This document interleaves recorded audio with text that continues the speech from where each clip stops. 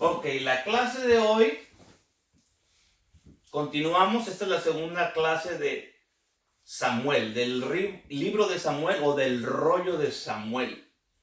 Como aprendimos, nosotros tenemos al día de hoy dos libros, el primer libro de Samuel, el segundo libro de Samuel. No fue así en un tiempo, es un solo rollo, Samuel. Ahora, no sé quién lo escribió. Ya comentamos que alguien dice que Samuel, pero no puede ser Samuel, porque ya vimos que en el segundo libro de Samuel ya está muerto, cosas así. No entramos en debate. Lo que sí sabemos es que Samuel, profeta, un vidente y el último de los jueces, existió y fue el intermediario en esta gran transición de jueces a reyes, ¿ok?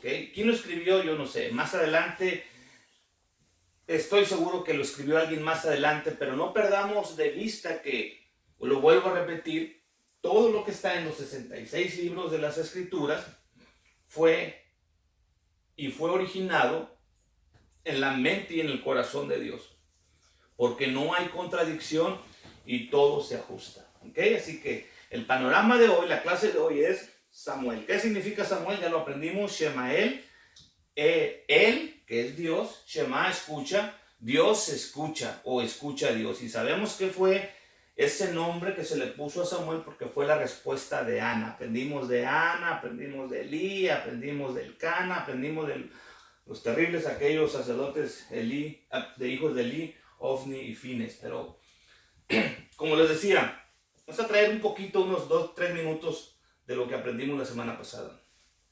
Vimos que Samuel está aquí en medio de esta transición. Y siempre en medio de cada transición hay, o en medio de un gran cambio, siempre suceden muchas cosas. Ya sea un cambio político, un cambio del clima, un cambio de niño a hombre, de niña a mujer, de mujer a esposa, cosas así. Siempre en medio de esos cambios suceden muchas cosas, ¿ok? Suceden muchas cosas y el cambio a veces tiene dolor, el cambio a veces trae guerras, el cambio a veces trae disolución, a veces trae muchas cosas, pero el propósito del cambio siempre es mejorar, sobre todo si Dios es el que está en medio de esos cambios. Y claro que aquí estaba Dios en medio de ese cambio. Así que Samuel, el oído de Dios, está en medio de este cambio entre los jueces y los reyes, siendo Samuel el último juez. Así que aprendimos del sacerdote Elí, cómo el sacerdote Elí, nos pusimos las chanclas de Elí, nos quedaron bien, nos las apretamos y sabemos que no hacemos nada en muchas ocasiones por nuestros hijos y entonces Dios nos empieza a recriminar eso y tenemos que actuar y intervenir, estorbarles. A veces se van a enojar, pero debemos hacerlo porque si no Dios va a venir, va a traer juicio a nosotros, a nuestros hijos y hasta toda nuestra descendencia. Porque lo que le vino a decir Dios a través de Ana, a través de aquel mensajero y a través del primer mensaje de Samuel a Elí fue juicio. Viene juicio y no va a quedar nadie de tu descendencia. Todos van a ser asesinados o muertos jóvenes. Y se te acabó el sacerdocio y además tus hijos van a morir los dos en el mismo día. Y resulta que no nada más murió sus dos hijos, pero también murió Elí. ¿Ok? El mismo día. Aprendimos de estos dos personajes tremendos, Ofni y Fines, los hijos del sacerdote Elí. Eran tremendos porque en la puerta del tabernáculo ya sabemos que estaban haciendo sus cosas feas. Ya sabemos que los ancianos vienen y le dicen, oye, tus hijos son unos hijos de Belial.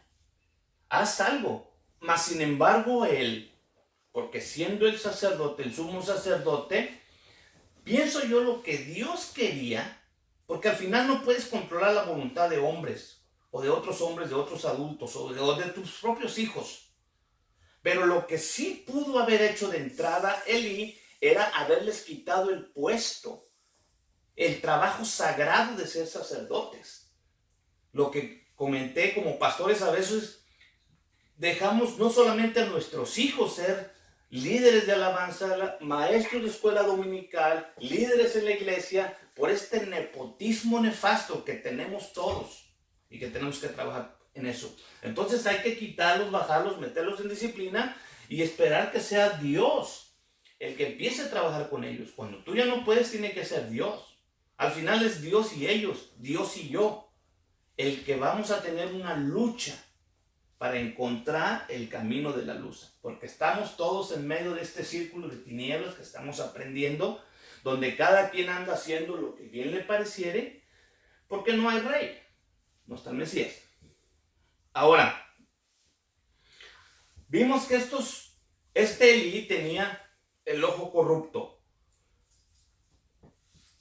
No podía ver, distinguir ni saber qué hacer con sus hijos, pero sí podía juzgar a aquella mujer que estaba haciendo una oración rara, ¿verdad? Que parecía borracha. No pudo ver esas dos cosas. Así que tenemos que limpiarnos de ese ojo maligno. ¿Qué más vimos? Vimos que Samuel, y aquí fue donde nos quedamos, vimos que Samuel entra en acción, ¿verdad? Y empieza a ser sacerdote.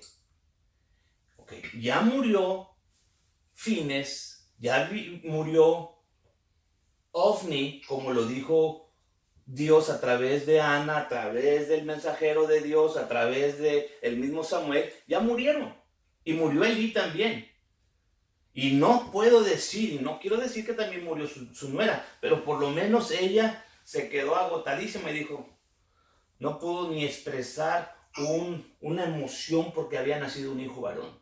Y le llamó Icabod, porque ¿qué? Se había perdido la gloria ese día. ¿Ok? Entonces, hubo guerra. ¿Cómo pasó? ¿Cómo murieron? Hubo guerra. Hubo una guerra. Voy a relatar un poquito aquí cómo murieron. Cómo mueren todos estos personajes. O sea, cómo Dios empieza a exterminar esta familia de sacerdocio arónico. Cómo los empieza a exterminar. Porque hay que pensar aquí que esto va a afectar a todo Israel. Porque para hacer una transición sacerdotal era de padre a hijo. Ahora, el hijo, Fines tenía hijos, pero estaban pequeños todavía. Entonces ellos iban a morir, todos los sacerdotes iban a morir en esa batalla, o en ese tiempo. ¿Quién iba a ser el sacerdote siguiente? Bueno, ya no importaba, porque lo más importante del tabernáculo también se perdió.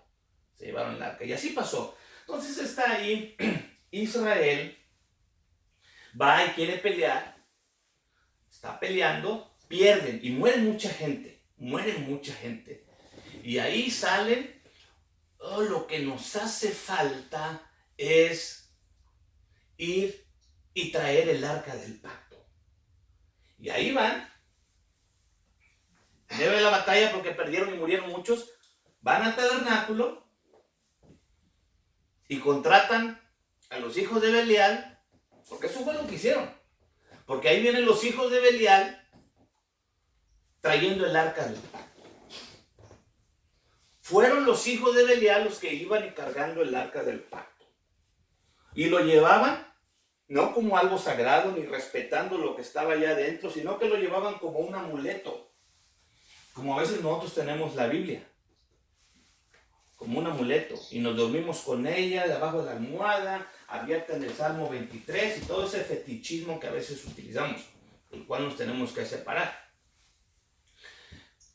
¿Y qué pasa? Vuelven a pelear y los vuelven a derrotar. Y se llevan el arca. Y vienen y le dicen, sale uno corriendo y va a la casa de Elí.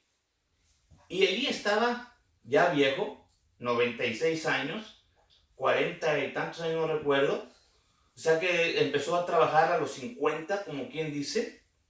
Y cuando muere, está sentado ahí en su casa, ve que vienen corriendo la batalla y claro que está así, porque se han llevado el arca. ¿Para qué se llevaron el arca? Para empezar.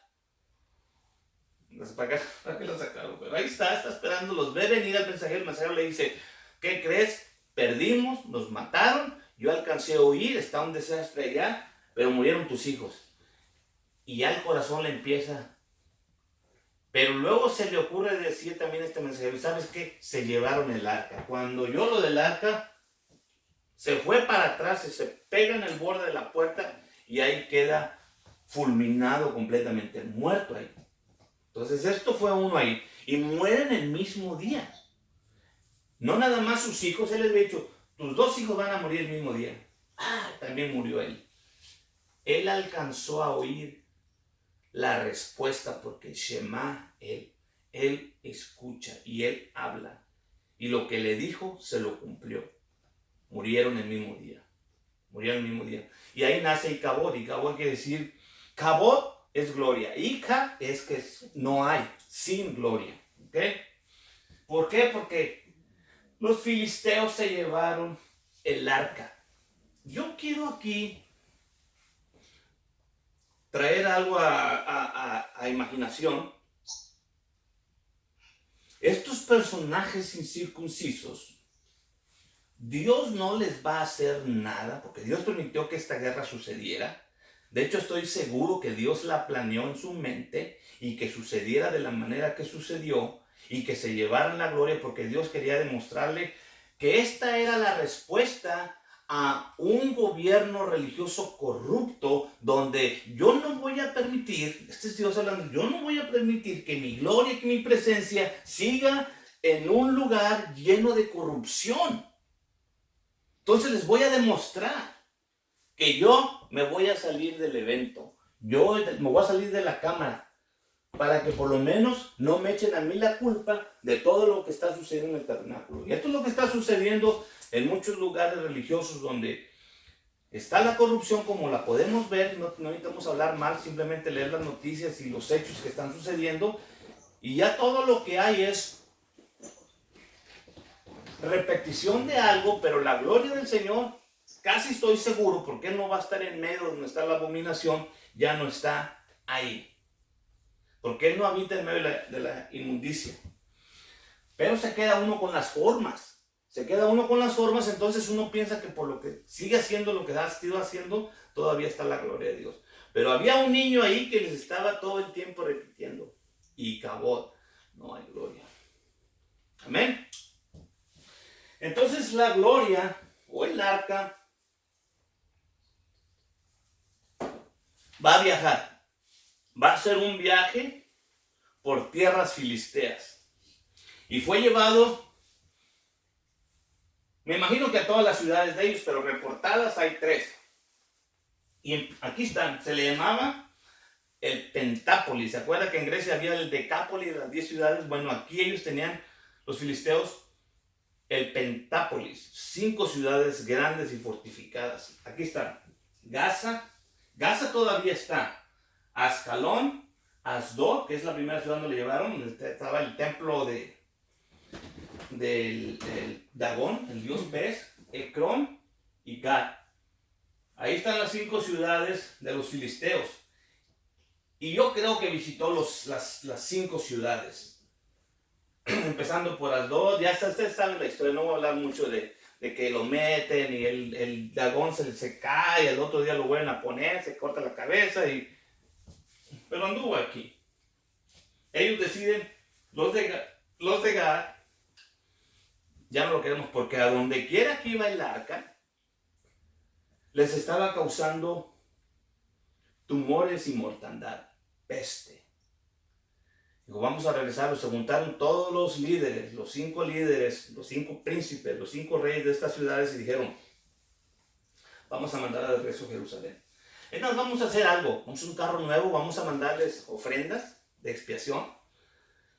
Hicieron sus hemorroides de oro y sus ratones, porque los ratones eran las transmisoras de estas enfermedades que él estaba mandando, y se inundaban los pueblos de ratas. Entonces ellos lo que hacen es hacen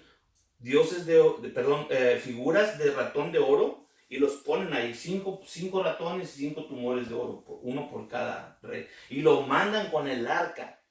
Y entonces el arca ahora va a ir rodeado de esta inmundicia, imagínense. Pero bueno, ellos lo están haciendo, pero no saben. Pero nosotros a veces ponemos ratones y hemorroides de oro junto con la presencia de Dios.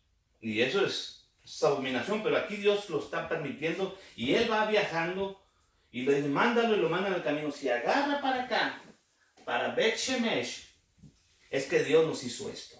Y si no fue por casualidad. O sea, ellos por ignorancia, vamos a decir, aunque no eran tan ignorantes, porque uno de ellos, no recuerdo qué nombre, creo que el de Cron, dijo, no seamos como los de Egipto, que detuvieron a este pueblo y acordémonos de todas las plagas. Así que vamos a dar lo que se vayan. Y los mandan, si agarra para allá, y que agarró para allá rumbo a Jerusalén. Rumbo a Jerusalén habló. Y estuvo por aquí por 7 meses cuando llega allí. Llegó a una tierra de Israel, controlada por Israel, que inclusive tenía levitas.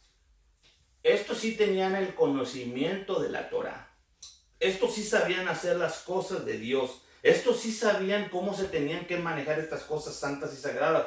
Pero recordemos que todo el sacerdocio está, y si es la palabra correcta, corrompido por todo este gobierno corrupto, y había afectado también a los levitas de Bet Shemesh. Ya vimos este pedazo de Benjamín, un pedazo de tierra de Benjamín, que también Jerusalén y todo eso era el territorio de Benjamín. Acordémonos lo que estaba pasando en Benjamín, porque todo esto está sucediendo en el periodo de los reyes, perdón, de los jueces. Así que Bet Shemesh,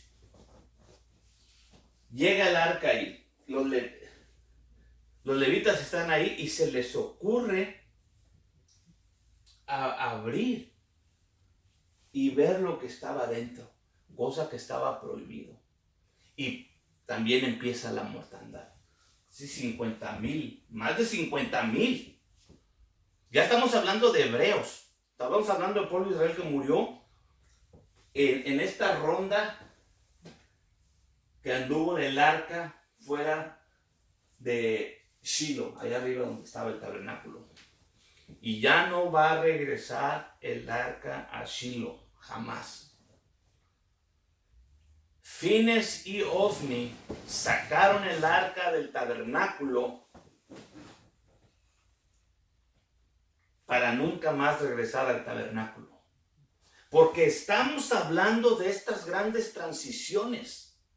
Se le acabó la vida a este instrumento que duró los 40 años del desierto, 39, porque recuerden que fue elegido en el segundo año, más todos estos años que ya van más de 350, casi 400 años, que este tabernáculo está dando servicio.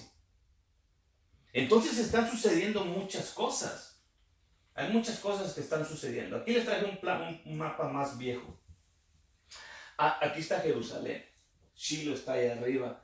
Por aquí es por donde Bet Shemesh. Este mapa es un zoom de esta área.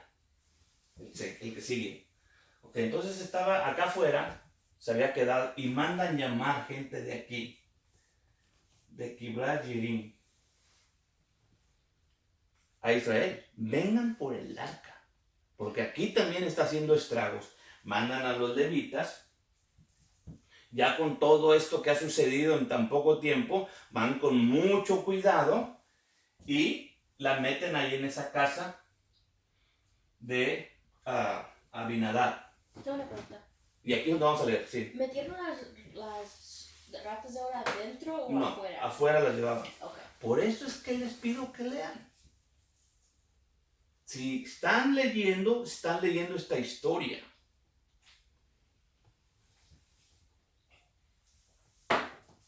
Está bien la pregunta, perdón. Pero al que me pregunte le tengo que decir, ¿qué leíste tú? Ahorita me preguntó mi hija, es la misma respuesta que les puedo decir a ustedes. La necesidad de leer, porque yo no puedo parar aquí y mentirles. Cualquiera se puede parar a mentir. Lo difícil es hablar la verdad, porque hay mucha oposición. Vinieron los hijos de Kiriat Jearim y llevaron el arca de Jehová y la metieron en la casa de Abinadab, situada en el collado, y santificaron a Eleazar su hijo. Lo primero que hace esta familia de Abinadab pienso que este señor conocía la palabra y sabía cómo hacer las cosas. Entonces, antes de cualquier cosa, se acordó de Moisés que 7 días santificó a Aarón y a sus hijos. Y dijo, lo primero es lo primero. Tenía varios hijos. Tú, ven para acá. Lo santificaron por 7 días. Y después podían ya ser sacerdotes ungidos. Porque ya ahorita ya estaba muerto Elí, estaban muertos sus hijos. Ahora había que buscar otro descendiente también de Leví, que fuera de la familia de Aarón, y santificarlo para manejar esas cosas delicadas. Este lo hace bien. Guarden el arca ahí. Ahí va a estar 20 años. Aconteció que desde el día que llegó el arca a Kiriat Jearim pasaron muchos días, 20 años. Y toda la casa de Israel lamentaba en pos de Jehová. Esto es lo que está pasando. Allá en Shiloh, que era cuando estaba el tabernáculo, vamos a suponer la capital de todo, el clamor y el lamento estaba por 20 años y 7 meses, por así decirlo. Todos estos 20 años se está llorando. Se está llorando porque el arca no está ahí. ¿Okay? Ya sabemos que David la va a traer después de regreso. Pero mientras, la casa de Israel lamentaba en pos de Jehová. Este es un mapa nuevo de Google. Lo que me asombró, que este mapa de Google es de hoy, por así decirlo. Y estos nombres, Gaza, Ascalón, Asdod, y si yo hago zoom aquí, me vuelvo a encontrar con el Bet Shemesh, todavía están ahí. Arqueológicamente le está dando Google Maps una veracidad a todos estos lugares y por dónde anduvo físicamente el arca de Jehová, por esos lugares. Pero esta es mi pregunta. Y a todo esto, Samuel, ¿dónde está Samuel? Porque Samuel ya era sacerdote cuando fueron a la primera guerra, cuando murieron.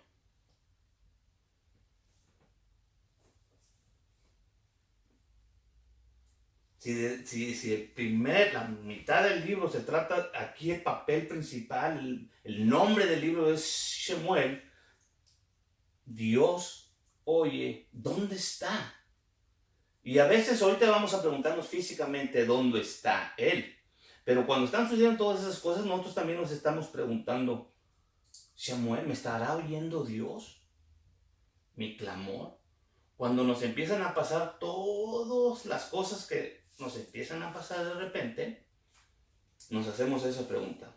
Samuel, Shemael, ¿me estará Dios oyendo? Porque a veces dudamos por las cosas que nos están aconteciendo, que nos está oyendo. Pero a Dios no se le han tapado sus oídos, ni se le ha cortado su mano. No porque yo estoy viviendo ahorita las consecuencias de mi pecado, quiere decir que Dios se quedó sordo. Tenemos que asumir un poquito de responsabilidades. Así que vamos a investigar físicamente dónde estaba Samuel. Y si ustedes leyeron el capítulo 4, empieza con esto. Esto es antes de irse a la guerra, cuando murieron los primeros. Los primeros 4,000 hombres. Samuel habló a todo Israel, punto. Por aquel tiempo salió Israel a encontrar en la batalla a los filisteos y se asentó en el campo junto a Benecer. Los filisteos asentaron el suyo en Apec y los filisteos presentaron la batalla a Israel. Trabándose en el combate, Israel fue vencido delante de los filisteos, los cuales hicieron en la batalla por el campo, hirieron, como 4,000 hombres. Yo ahí quiero preguntarme, y no voy a poner letras porque ahí hay un punto. Pero mi pregunta es, si yo ya leí en el capítulo 3, donde Samuel ha sido y agarró la fama de que sus palabras no caían al suelo. ¿Qué les dijo ahí antes de ir a esa guerra? Si era el profeta con la visión, si era el profeta que Dios estaba utilizando. Yo nada más me voy a imaginar y hagan ustedes sus propias conclusiones. Yo pienso que él les dio una advertencia.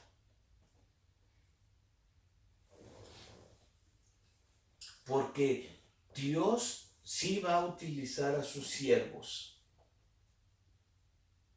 para decir lo que va a hacer. Samuel habló a todo Israel, punto, pero hubo esta guerra y ya sabemos que murieron. ¿Y por qué?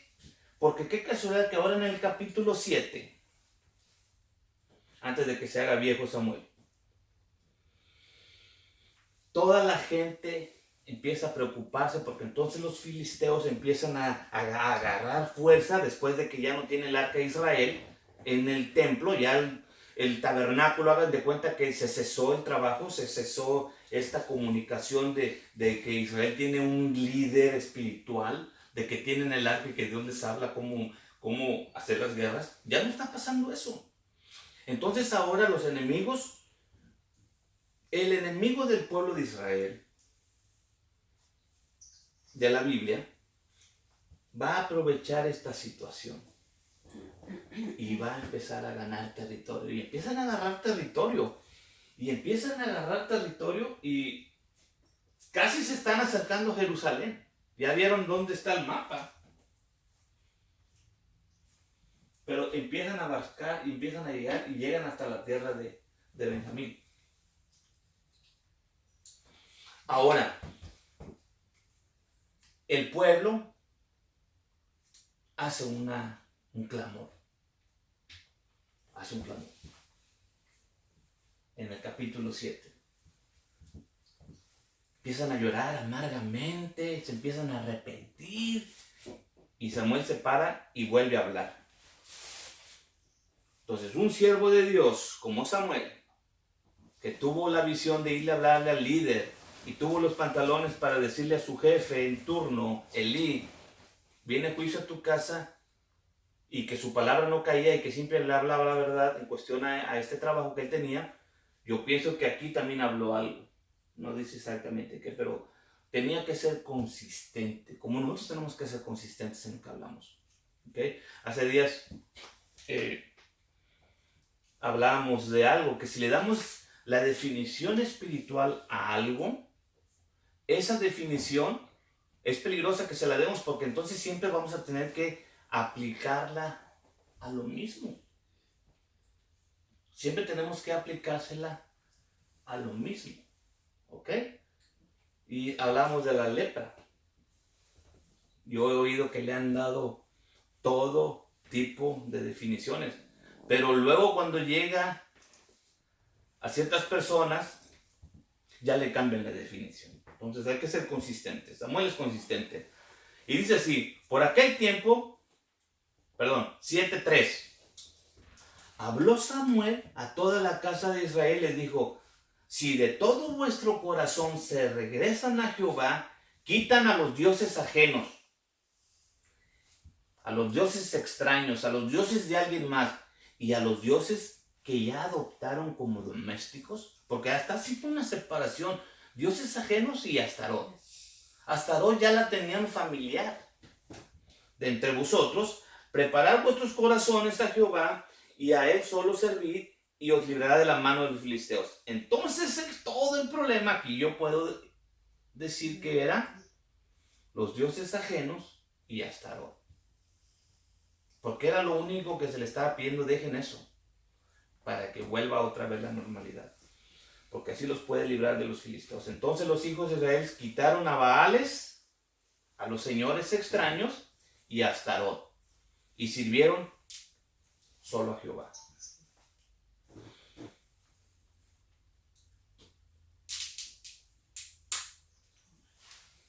Entonces, fíjense lo que va a hacer Dios tan solo nada más con ese arrepentimiento. Hablamos del Pentápolis, de las 5 ciudades fortificadas de los filisteos. Vean lo que va a hacer inmediatamente Dios en el capítulo 7. Fueron restituidas a los hijos de Israel las ciudades que los filisteos habían tomado a los israelitas, desde Ecrón hasta Gá, con sus términos, e Israel los libró de las manos de los filisteos, y hubo paz en Israel y el amorreo, y juzgó Samuel a Israel todo el tiempo que vivió. Desde Ecrón hasta Gá, recuperó todo esto con arrepentimiento nada más, y alejar el paganismo. Quiere decir que yo, si me empiezo a alejar del paganismo, empiezo a alejarme de los Baales y de Astarot, puedo recuperar terreno que he perdido. Ya, aquí terminamos la semana pasada, porque aquí me les adelanté hasta el 8, pero se los voy a volver a leer. ¿Qué es después de todo eso? En el 8 dice que aconteció que, habiendo Samuel envejecido, puso a sus hijos por jueces sobre Israel. Y nos pusimos los zapatos de Samuel, el profeta todopoderoso, que andaba haciendo guerras y venciendo y teniendo la visión, pero cuando llega a sus hijos, vimos que él también tenía hijos corruptos. Y los pone él, cuando era Dios el que ponía a los jueces, se le ocurre una brillante idea a nuestro hermano Samuel, el profeta, de la visión, y le dice: hijos, aunque ustedes anden agarrando cohecho y pervirtiendo el derecho, los voy a poner por jueces, porque van a ser buenos jueces. Volteen a su alrededor ahorita, y no solamente los líderes del gobierno, los jueces que son de este estilo, y también los líderes que están en el sistema religioso. Es igual, exactamente lo mismo. Por eso yo he visto a través de las escrituras que estamos viviendo en un tiempo de transición muy grande, cuando se ha aumentado la corrupción en lo que debiera ser santo y sagrado, como es el servicio del sacerdocio. Y ya vimos que le puso nombre Joel, y al segundo Abía. No anduvieron los hijos por los caminos de su padre, antes se ladearon tras la avaricia, recibiendo cohecho y pervirtiendo el derecho. Entonces esos zapatos también nos quedan bien. Podemos tratar de estar haciendo las cosas bien como Samuel, buscando a Dios, orando y teniendo una visión, pero podemos tener unos hijos, y esos hijos pueden ser nuestra debilidad y nuestra decadencia, y hacernos decir lo que no queremos decir, con tal de defenderlos.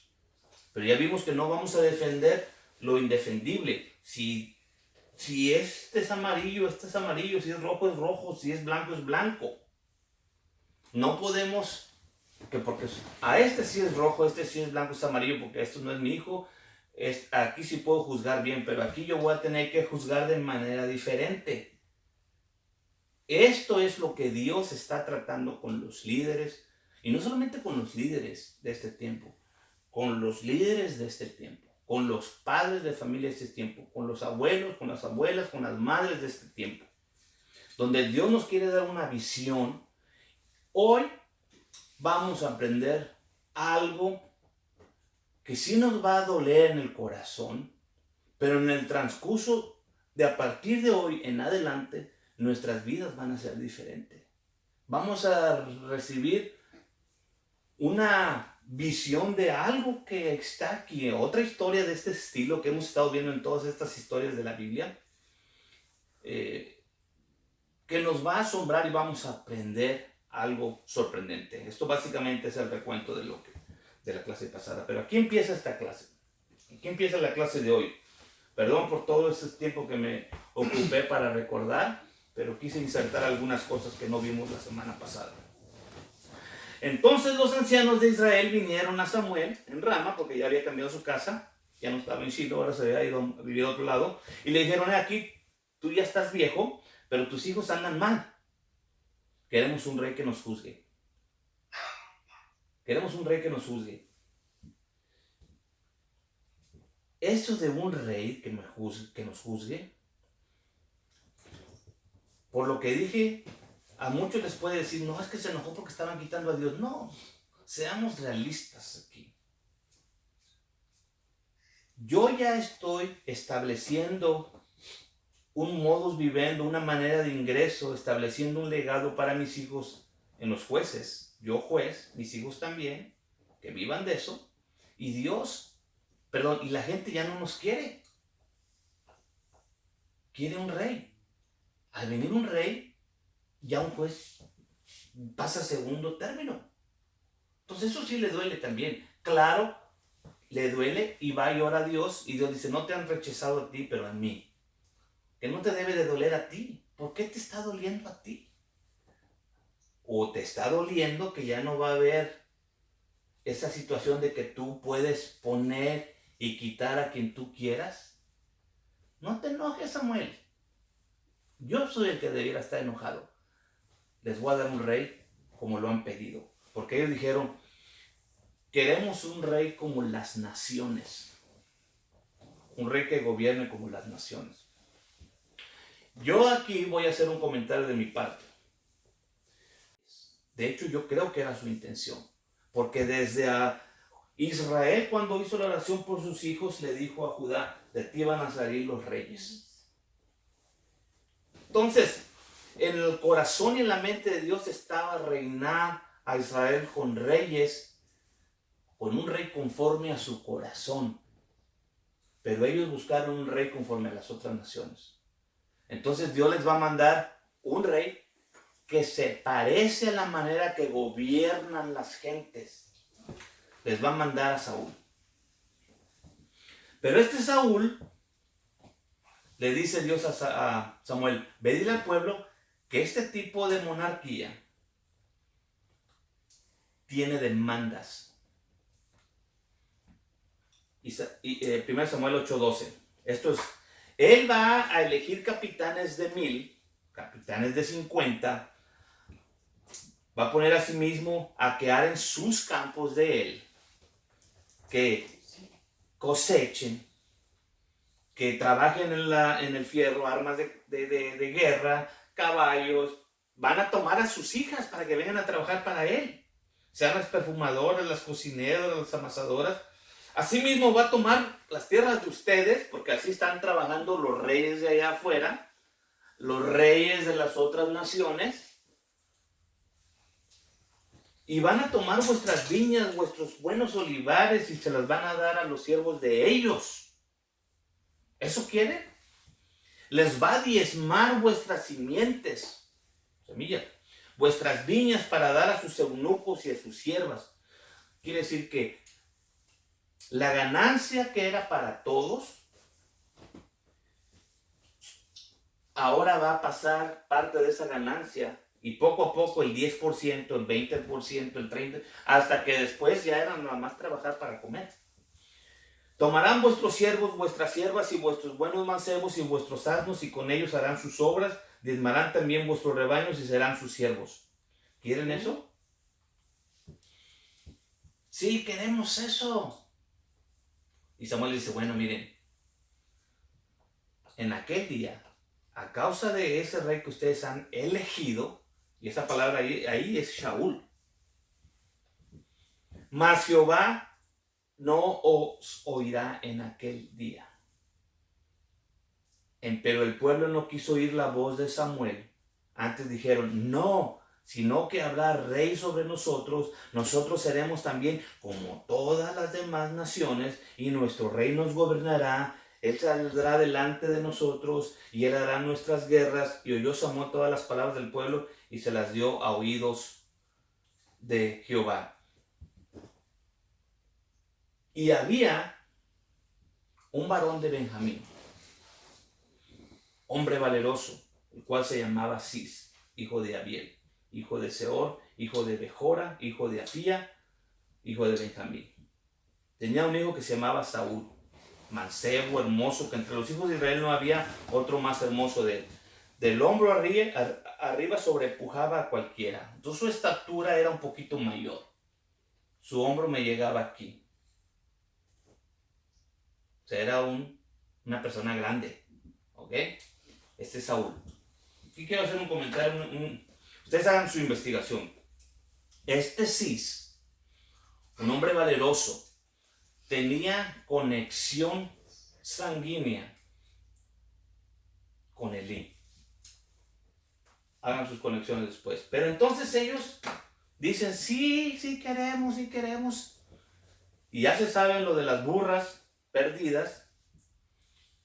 Llega el encuentro de Saúl con Samuel. Dios le habla a Samuel y les dice, mañana viene a uno que se le perdieron las burras, las asnas, ya se va a ungir.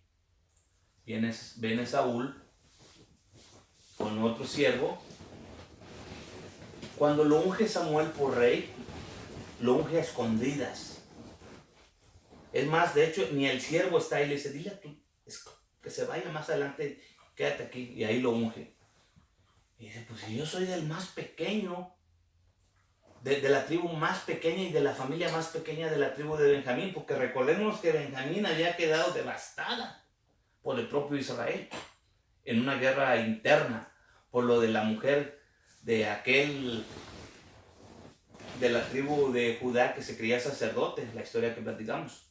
Entonces, debido a eso se había quedado esa tribu muy pequeña, muy dañada. De hecho, todo Israel, fíjense cómo Dios les va a dar en la cabeza a todo Israel, a todos los ancianos de Israel, porque todos los ancianos de Israel habían hecho un juramento en contra de Benjamín, un miembro, el más pequeño de Israel. Jamás le vamos a dar mujeres a nuestras hijas.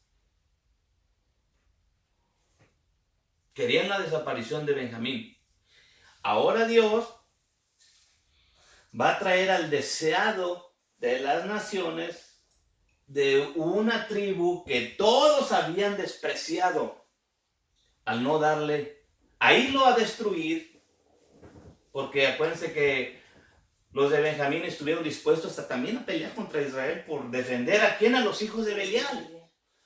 Lo que quiero traer hoy, como lo hemos traído en nuestras últimas clases, esta serie de clases, es la importancia que nunca le hemos dado al mal comportamiento como padres, y que el espíritu de defender a un hijo que se está comportando como los hijos de Belial, importándome el resto de todo el pueblo de Israel. Hoy vamos a ver esta historia. Y que Dios nos ayude y nos agarre confesados. Porque si no nos despierta esta clase de hoy, tenemos que despertar. Entonces viene este rey Saúl. Empieza muy bien. Pero el primer año dice la Biblia que reinó como un niño puro. Pero nomás llegando el segundo año, empieza lo que estaba prometido. Empieza a agarrar escuadrones de 1000, 2000, 3000. Empieza a hacer lo que la profecía decía. Y no es como empecemos aquí. Podemos empezar bien. ¿Cómo caminamos y cómo terminamos? Ya sabemos que él termina mal. Termina inclusive trayendo a la pitonisa el espíritu de adivinación, querer hablar con Samuel. Ya sabemos esa historia. Pero quiero decirles que él, desde el segundo año, cuando él empezó a hacer guerras, y no esperando al profeta él quiso hacer los sacrificios, y luego ahí fue desechado inmediatamente. Y Samuel viene y le dice, ya ha sido desechado. Hay muchos que dicen que duró 40 años reino. Yo no lo creo. Los judíos se aferran para que combine 40. Entonces, yo no. Yo tengo que ser realista aquí. Número uno, porque aquí no están 40 años. En los estudios más antiguos dice que en el segundo año. No dice de 32 años. No. No sabemos cuántos reinaron. Unos más escépticos dicen 25 años. No sabemos cuántos años reinó. Sabemos que sí reinó, pero no sabemos cuántos años. En claridad no sabemos. Pero sí sabemos que reinó. Y que empezó a hacer estas cosas. Después Dios le dice, me voy a cobrar de los amalecitas también. Entonces vayan para allá con los amalecitas. Y le mata y destruye y acaba con todo. Pero no se trae al rey como un trofeo, se trae los animales, los borregos, y quiere presentar. Samuel llega y dice, ¿qué estás haciendo? No, es que mira, me traje al rey para que vean que Dios, dale la honra y la gloria a Dios. No. Dice, ¿no te dijeron que destruyeras todo? Pues sí, acabé con todo. Y en eso se le ocurre bramar a unos borregos. ¿Y qué están? Esos pobres. Sí, se los trajimos para hacerle una ofrenda a Dios. Dice, no, Dios no se satisface en los sacrificios de animales, sino es en la obediencia. Y ese fue el último día que Samuel va a hablar con Saúl. Quiere decir que no pasó mucho tiempo. Hagan sus cuentas. Después va a pasar todo esto, lo de, como ella sabe que tiene un contrincante, ya se imagina que posiblemente es David, después sabe que es David, su hijo Jonatán. Pero Samuel lo ungió, pero jamás volvió a verlo. Ya va a morir Samuel. Y va a morir Saúl, pero antes unge a David. Yo creo que lo ungió, y tampoco no hay fechas, pero sabemos que lo ungió antes de que fuera con el gigante Goliat. Y él ya fue ungido ahí. Leyendo nada más me doy cuenta que David no era como nos lo pintan, chaparrito, chiquito, flaquito, no. Porque de la estatura de Saúl, David debió haber estado más o menos igual para que le quisieran poner la misma armadura. Pero hay mentiras que hemos heredado, ¿no? Pero no importa ahorita eso, sino que este personaje va a morir, ¿verdad? Queriendo hablar con Samuel.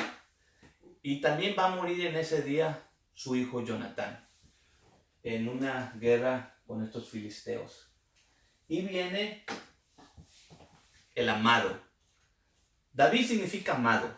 Saúl significa deseado. Vamos a hacer una pausa aquí. Tenemos una llamada.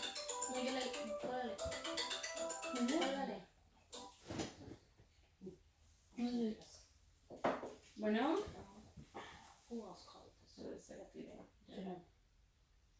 Ok, ¿estamos ahí? ¿Estamos ahí todos? Sí. Sí, aquí estamos, sí. Ok, perdón por la llamada. ¿Leti? No, aquí estamos. Ok. No perdamos la línea aquí. Todo esto lo hice corto porque es un panorama. Ok. Viene David ahora como rey. Pero todavía ese espíritu no se ha ido. David va a ser ahora el amado. No solamente deseado, pero empieza a reinar y la gente lo empieza a amar. Y de hecho Dios dice que David era una persona conforme a su corazón. ¿Verdad? Y empieza a tener poder y fuerza, empieza a unificar los reinos, empieza a traerlos de aquí, los de allá, empieza a traer paz y empieza a tener hijos. Y le empiezan a robar la paz. Empieza a tener hijos. Amón, Tamar, Absalón, sin contar los demás. Sucede esta historia fea, no voy a entrar en detalles, pero Tamar y Absalón son hermanos de padre y de madre, y Amnón es hijo de David también, con otra mujer. Amnón se enamora de Tamar y la viola. Y en cuanto la viola, ese mismo momento la desecha. Absalón le entra esta cosa de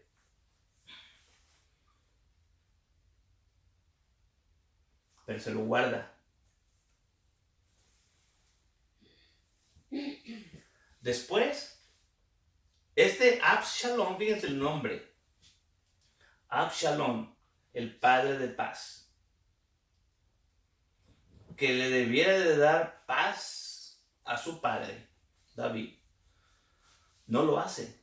No le hace honor a su nombre. Porque Absalón junta a todos sus hijos premeditadamente. Este es un asesinato de primer grado premeditado. Y junta a todos sus hijos, perdón, a todos sus hermanos. Hace una fiesta con la intención de matar a Amnón y lo mata, nada más a él. Pero vienen los chismes, le llegan a David, mataron a todos tus hijos. Ya sabemos que nomás mató a uno, al que él quería matar, al que él hizo toda esta maquiavélica plan para matarlo.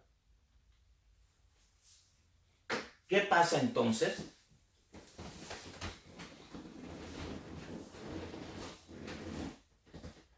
David, su padre, lo excomulga, lo saca, lo manda para allá, lo castiga. Joab arma uno de sus manos fuertes de David, hace un plan con esta mujer. Si ustedes lo leyeron, esto es emocionante, realmente hay que hacer películas de esto. Hace un plan y se contrata una mujer muy astuta y bien le dice, David, señor, quiero hablar contigo. Sí, ¿qué necesitas? Tenía 2 hijos. Estos 2 hijos, yo no estaba ahí, se pelearon. No los pude separar, y uno mató al otro. Y yo he sido desechado por toda la familia. Todos mis parientes no me quieren. Pobre de mí. Y empieza a hacer este papel. ¿Qué puedo hacer? No te va a pasar nada. Lo que esta mujer le está dando, tocando los sentimientos, porque David está en esas mismas chanclas. La gente allá afuera está empezando a mirar mal a David por eso que pasó con sus hijos. Entonces, ¿qué pasa? Le toca las fibras y cree él que es injusto que la familia de esa mujer la esté tratando así. Pero medio, como David es inteligente y Dios está conectado con él, dice, ¿esto tiene algo que ver con Joab? Sí. Entonces, se da cuenta, quiere decir que no fue engañado, sino que él voluntariamente le dice a Joab, tráeme a mi hijo.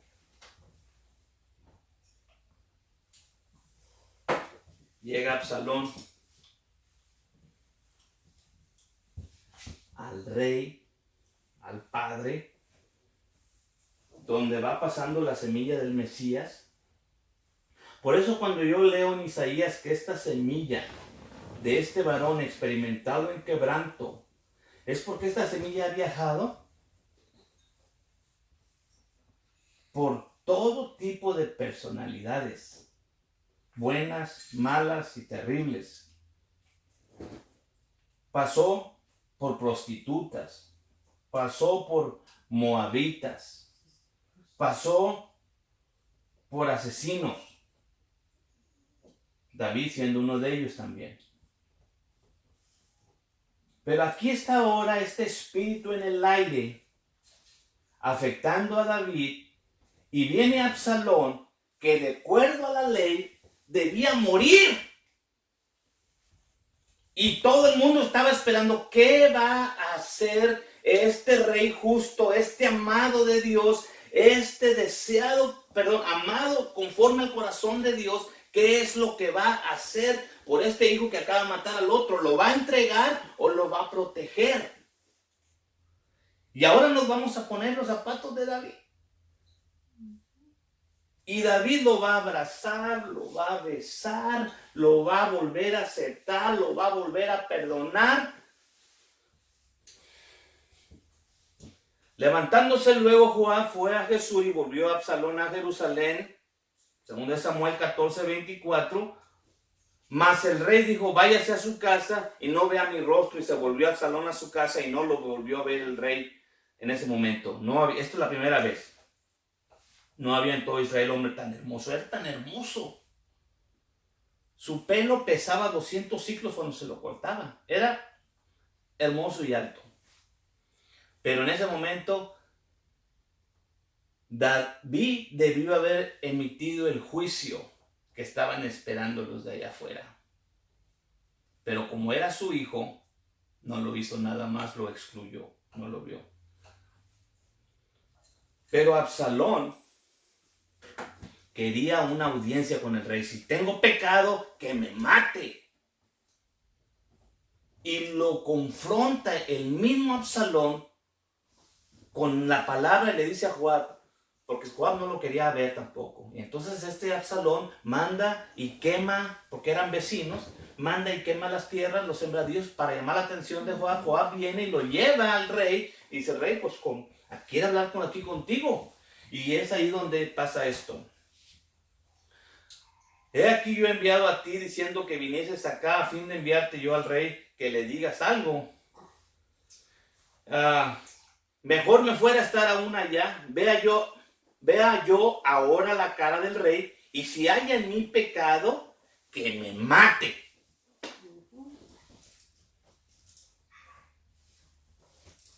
Porque la angustia de Absalón lo estaba matando. ¿Qué está planeando mi padre que yo merezco hacer de acuerdo a la Torah? Porque si alguien se la sabía de memoria, era David. Salmo 119 no habla más que de la palabra. Vino pues Joab al rey y se lo hizo saber. Entonces llamó a Absalón, el cual vino al rey. Él se inclinó a su rostro a tierra delante del rey, y el rey besó a Absalón. Hijo mío, te absuelvo. David se pone una chancla de Samuel y se pone una chancla de Elí. Es lo que está haciendo el rey David, el amado, conforme al corazón de Dios. Entonces yo digo, todos estamos expuestos a este espíritu. Porque ya no estamos hablando del corrupto Elí. Ya no estamos hablando del profeta nublado que se le empezó a nublar, de Samuel. Ahora estamos hablando del rey David, el amado de las naciones, el amado de Israel, el conforme al corazón de Dios, el que no ha habido otro rey como este, cometiendo este gran error, este gran pecado, y esto va a traer consecuencias. Consecuencias muy graves. ¿Qué podemos hacer entonces? ¿Qué pasa después de este gran evento, no? Básicamente lo absuelve de pecado y toma la posición de Dios en ese momento. El rey David. Si los judíos me estuvieran oyendo, me matan ahorita. Y también los cristianos. Pero aquí lo estoy leyendo yo. Porque estoy hablando mal de un líder de esa magnitud, de ese tamaño. Y ya les dije, no estoy hablando mal. ¿Saben qué? Al final, yo me estoy viendo en un espejo y Dios me está hablando a mí. ¿Qué vamos a hacer? Porque este es el espíritu de estos tiempos. El espíritu que viene antes de cada transición. El espíritu que viene y nos va a confrontar. ¿Qué vamos a hacer? Aconteció después de esto, después de que el rey besó a Absalón, porque aquí está, 2 Samuel 14:33, 2 Samuel 15:1, aconteció después de esto que, después de que besó David a Absalón, que Absalón se hizo de carros y caballos, 50 hombres que corriesen delante de él. Se levantaba Absalón de mañana, se ponía a un lado del camino a la puerta, y a cualquiera que tenía pleito venía al rey a juicio, pero Absalón lo interceptaba y le decía, ¿de dónde eres? Empieza a usurpar la posición del rey hasta que Absalón va a ser rey.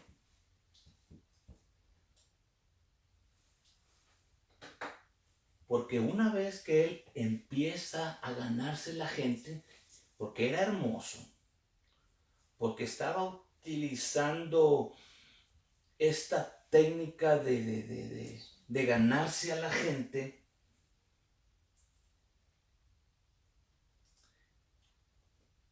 todo lo planeó, lo maquiaveló y teniendo en la mente, mi papá no me va a hacer nada. Mi papá, si no me mató, aquí tampoco me va a matar.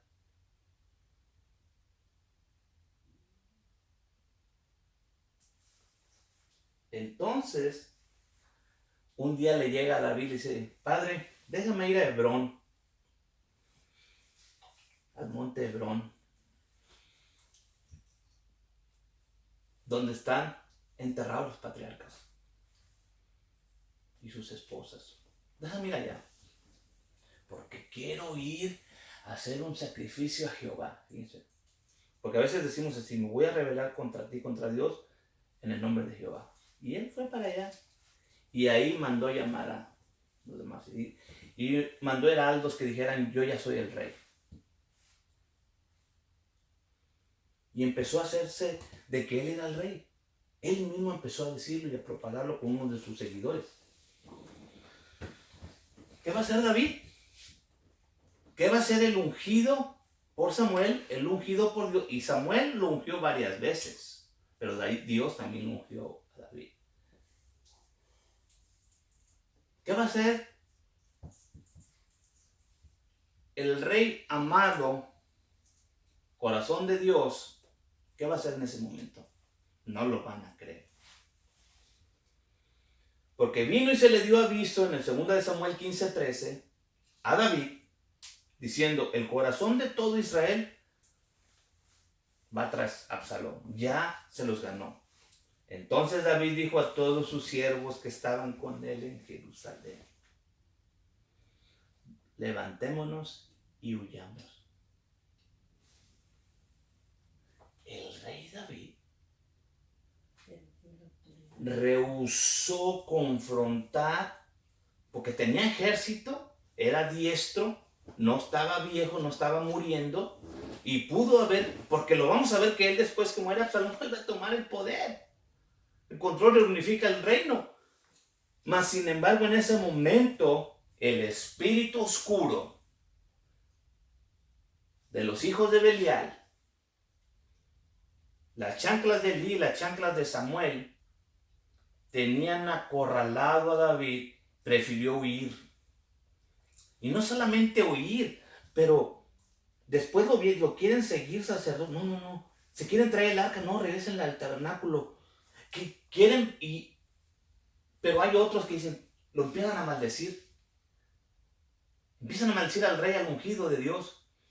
Y alguien se enoja de los seguidores y dice, no, déjalo porque él con razón me está maldiciendo. Un súbito maldiciendo al rey públicamente, de hasta dónde cayó David con esas chanclas, con ese espíritu de los hijos de Belial, a dejarse maldecir por cualquiera.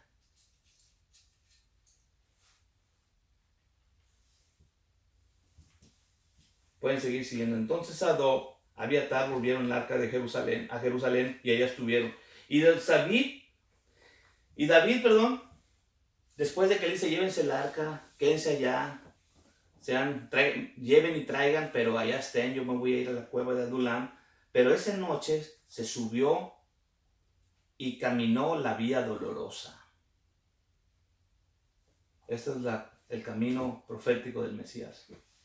Entonces Sadoc y Abiatar volvieron el arca de Dios a Jerusalén y estuvieron allá. Y David subió el monte de las olivas y subió llorando, llevando la cabeza cubierta y los pies descalzos. También todo el pueblo que tenía consigo cubrió cada uno su cabeza y subieron llorando así como subían.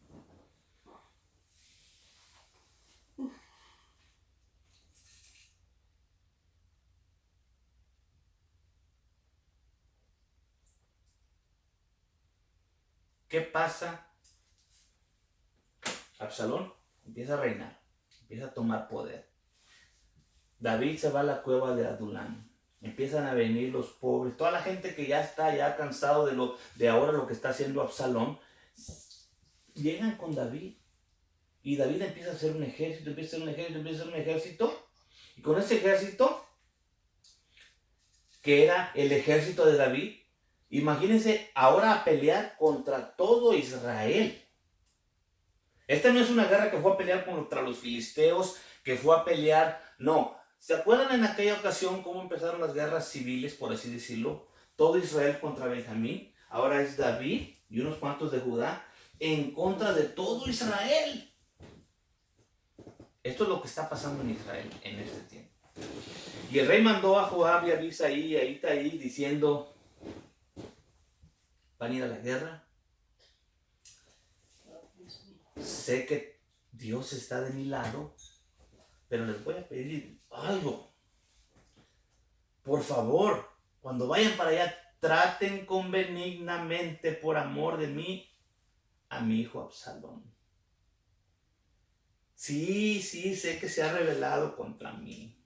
Sí, sé que ha causado muchos problemas en Jerusalén. Sí, sé que ha causado muchos problemas a todo Israel. Sí, sé sí sé todo eso, pero por favor, trátenlo benignamente.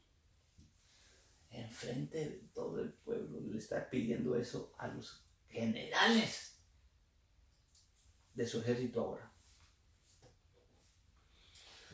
Todo el pueblo oyó cuando dio el rey orden acerca de Absalón a todos los capitanes. Se van. El pueblo de David, la gente de David, el ejército de David va y hace una matazón de personajes israelitas. ¿Quién provocó eso? A ver, díganme.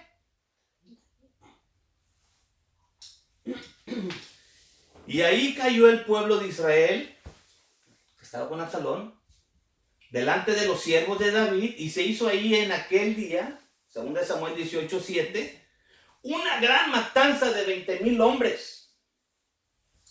Y se derramó allí el ejército por la haz de la tierra, pero murieron todavía más que consumió el bosque que los que mataron a cuchillos. Quiere decir que si mataron ellos 20,000, hubo más de 40,000 de Israel que murieron en esa batalla. Y ahí empieza a escapar el líder de ellos, que es Absalón. Esa es una historia porque era greñudo, empezaba 200 ciclos su melena, se traba en el bosque, queda colgado, luego vienen unos de Judá, de David, y le echan dardos y lo matan. Y lo entierran en un hoyo ahí. Ahí se queda muerto.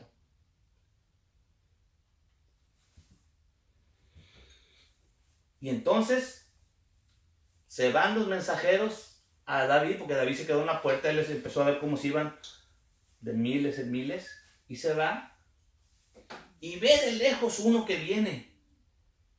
Ese es el que trae noticias. Y vino Ahimaaz y le dijo en alta voz al rey, paz, shalom, se inclina. Y dijo, bendita sea Jehová, Dios tuyo, que ha entregado a los hombres que habían levantado su mano contra mi señor el rey. Esa era la buena noticia. El enemigo, aunque sea interno, está siendo derrotado por la mano de Jehová. ¿Sí están ahí? Sí. Ahora murieron miles, ya les dije 20 y más que murieron en el bosque. Más de 40,000. Absalón muere. Pero Absalón contra 40,000 del mismo pueblo sanguíneo de Israel. Y el padre David, que trae las chanclas de Elí y de Samuel, rodeado por este espíritu de los hijos de Belial, no le está preocupando los 40,000 de Israel. Sigue preocupado por Absalón. ¿El mozo Absalón tiene paz? 2 Samuel 18:29. Y Ahimaaz le respondió, mira, yo no vi nada. Hubo alboroto y yo me vine. Le da un poquito de esperanza a David. Entonces el rey se turbó y subió a la sala de la puerta y lloró, porque alguien más vino y le dijo, sí murió. Él se turba y sube a la sala y leemos aquí en el 2 Samuel 18:33. Lloró y decía en lo que iba subiendo, hijo mío Absalón, hijo mío Absalón, ¿quién me diera que muriera yo en lugar de ti, Absalón, hijo mío, hijo mío? Estaba tocando ya fondo en ese momento David.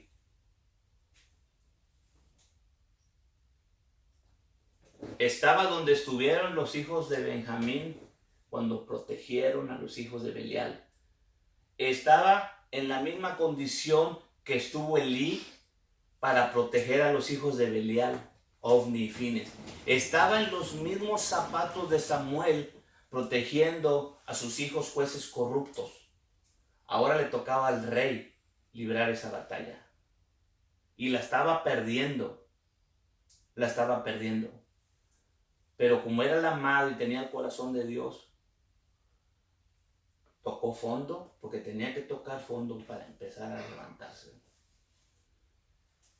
Inclusive quiso hasta morir.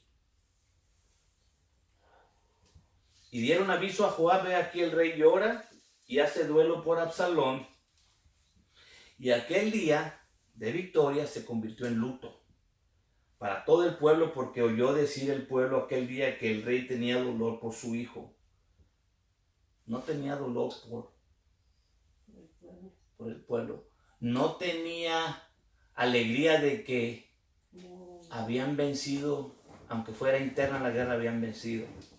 Entonces el pueblo, fíjense todo lo que está provocando aquí el comportamiento de David. El pueblo entra en aquel día a la ciudad escondiéndose, como suelen entrar a escondidas el pueblo avergonzado que ha huido de la batalla. Este es el rey David. Este es el rey David. No los voy a dejar ahí en esa depresión, porque tenemos que ascender ahorita. Con esto voy a cerrar.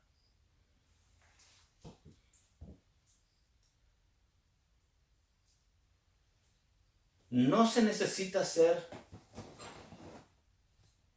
buen padre o mal padre para tener hijos de Belial. No se necesita ser malo, porque van a tomar ellos su decisión. No nos garantiza que seas un buen padre y tener unos buenos hijos tampoco, porque quiero traer un ejemplo, nada más así la ligera. Saúl no fue un buen rey, si hagamos el cuento de todo. Mas sin embargo tuvo un excelente hijo, Jonatán, cual hizo pacto con David, siguió a Dios. Jonatán, hijo de Saúl. David, un buen rey. Samuel, quiere decir que nos puede pasar a cualquiera y no podemos ni excusarnos ni darnos la gloria de que nuestros hijos son buenos porque yo les he enseñado salud. No, simplemente tenemos que pararnos en este camino tan delgadito y hacer lo correcto cuando nuestros hijos están haciendo el buen camino y cuando están haciendo el mal camino. Pararnos en la verdad. Y cuesta dolor y nos hace llorar. Pero David cayó a ese pozo donde todos podemos caer. Después de ahí sale otro David que cuesta el tiempo sanar eso. En los salmos vemos cómo empieza la región hasta ahí. Por eso ahora empezamos a entender los salmos. Ningún escritor en su buen sentido de libros te diría, te doy mi libro, pero empiézalo a leer desde acá. No. Y es lo que hicimos cuando entramos a la iglesia. Empiézalo acá en Juan, en Mateo, en Marcos. Ningún escritor, ni aún los cristianos, te venden un libro y te dicen, empiézalo a leer por aquí. No, ellos quieren que lo leas todo. ¿Por qué entonces decimos que esto no debemos de leerlo? Pero vean todo lo que hemos nada más leído y visto, leyendo el libro desde el principio. Él viene y hace un censo, Dios lo castiga por eso, porque su orgullo. Este es otro David ahorita, está en esta transición ahora también él, personal, como rey, desde que cayó y que tiene que subir y llegar a ser para lo que fue puesto como rey. Hay mortandad, empieza a morir gente y ahora sí le pesa. Porque él sabe que ahora él pecó, pero está muriendo gente como la vez pasada. Él pecó al no haber entregado a su propio hijo a las autoridades y hubo todo lo que pasó. Ahora sí va persiguiendo al ángel que está matando gente y les lo está diciendo, yo soy el que pequé, ¿por qué estás matando tanta gente? Y lo alcanza. Y como el ángel extendió su mano sobre Jerusalén para destruirla, Jehová se arrepintió de aquel mal, según Samuel 24, que ahí va a acabar el libro de Samuel. Y llega ahí, porque va persiguiendo, y se arrepintió y dijo al ángel que destruyó el pueblo, basta ahora, detén tu mano. Entonces el ángel de Jehová estaba junto a la era de Arauna, Jebuseo, y David dijo a Jehová, cuando vio al ángel que hería al pueblo, fíjense, cuando David vio al ángel que llegó ahí a Jerusalén, extender sus manos para empezar a hacer la matazón, la última matazón, y él haciéndose culpable,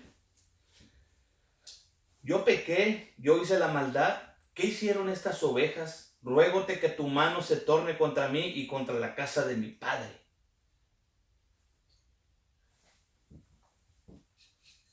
Al fin, pero entendió.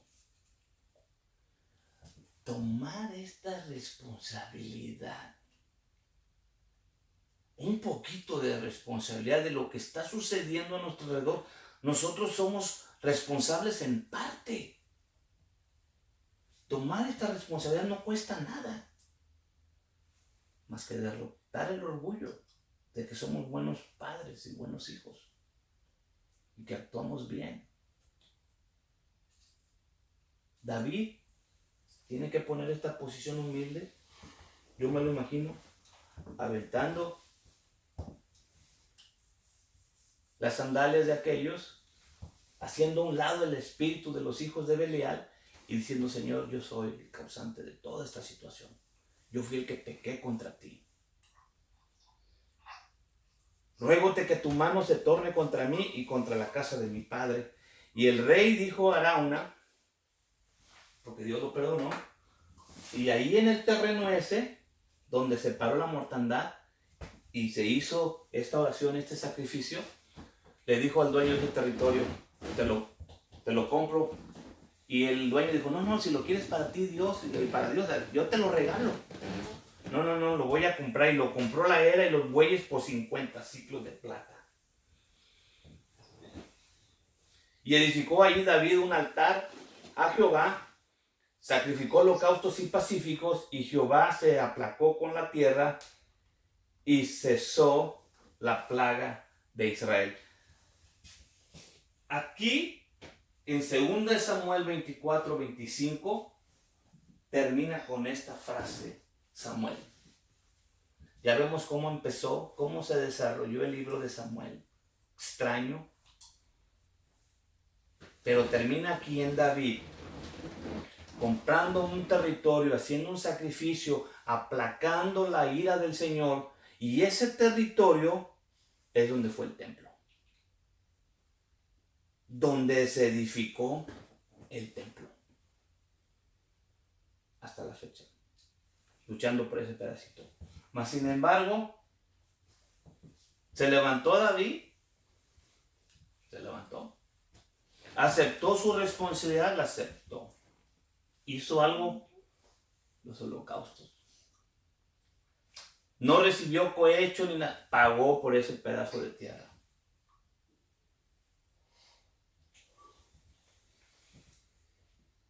Que hoy tengamos la habilidad, la fuerza, las ganas, el deseo, aunque no sepamos cómo, ponernos estos últimos zapatos de David, los últimos que usó en el libro de Samuel.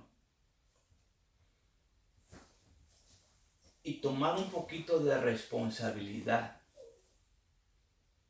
y arrepentirnos y pedir perdón y ofrecer holocaustos y sacrificios de alabanza para el Señor y orar por nuestra familia y por nuestros descendientes.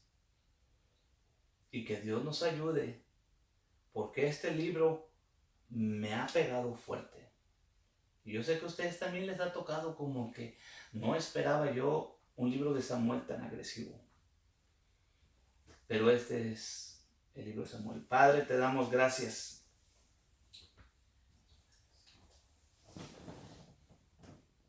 por tu palabra, por tu espíritu.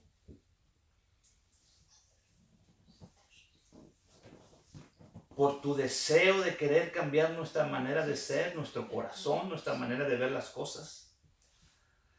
Y hacernos sacerdotes santos, santificados, apartados, responsables. Pero que en el proceso hemos estado cometiendo errores, Señor. Te pedimos perdón. Clamamos la sangre derramada de tu Hijo Yeshua, que interceda en este momento y cubra nuestros pecados. Y que nos des una oportunidad más para obrar con justicia con nuestros hijos. Para abrir nuestros ojos y discernir. Para hacer un lado el espíritu de los hijos de Belial, la oscuridad.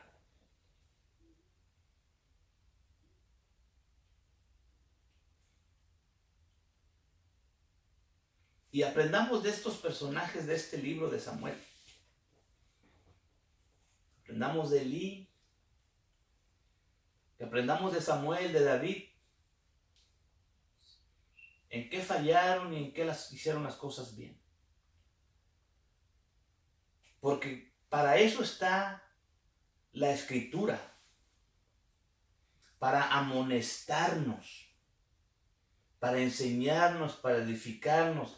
Para que lleguemos a la plenitud de la fe. A la estatura de un varón perfecto. Ayúdanos a orar y entrar en esta responsabilidad de sacerdotes de hogar, de sacerdotes de familia. Y que realmente seamos este reino de sacerdotes del último tiempo. Que regresemos a nuestra verdadera identidad.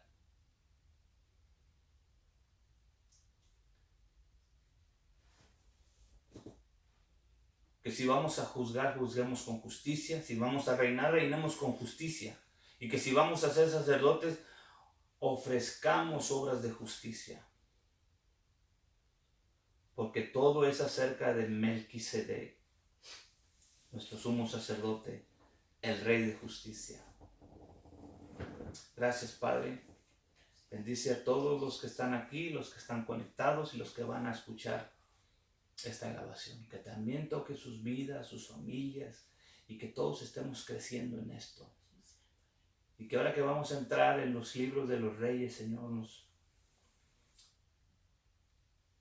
nos des las armas que vamos a necesitar para vencer este caminar.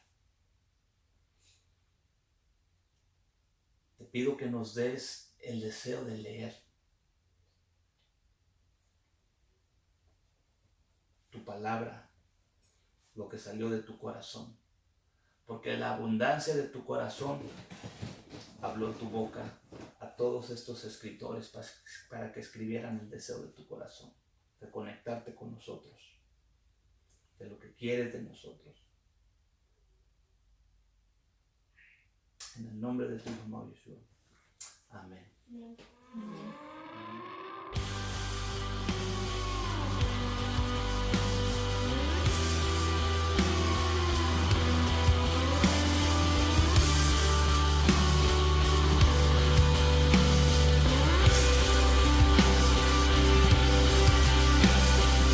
Él tiene celo por mí, su amor es un huracán, yo árbol soy, doblándome bajo el peso de su viento y gracia. Y así de repente ya no recuerdo mi aflicción eclipsada en gloria. Me doy cuenta de cuán hermoso eres tú y cuán grande es tu afecto por mí. Oh, Él nos ama, oh, cuánto Él nos ama, Él nos ama, oh.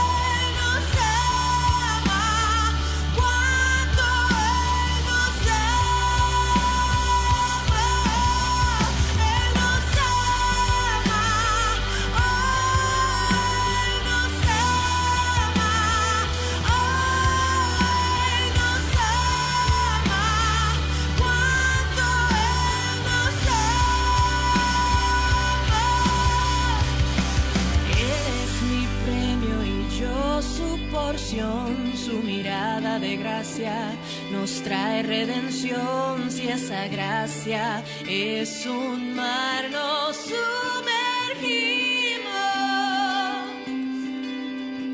El cielo y la tierra se unen en un beso y mi corazón salta en mi pecho. No hay tiempo de persistir en lamento cuando pienso en cómo Él nos ama. Oh, Él nos ama. Oh, Él nos ama. Cuánto Él nos ama. Él nos ama. Oh, Él nos ama. Oh, Él nos ama. Cuánto Él nos ama. Él es mi premio y yo su porción. Su mirada de gracia nos trae redención. Si esa gracia es un mar, nos sumergimos. El cielo y la tierra se unen en un beso y mi corazón salta en mi pecho. No hay tiempo de persistir en lamento cuando pienso en cómo Él nos ama. Oh, Él nos ama. Oh, Él nos ama. Cuánto Él nos ama.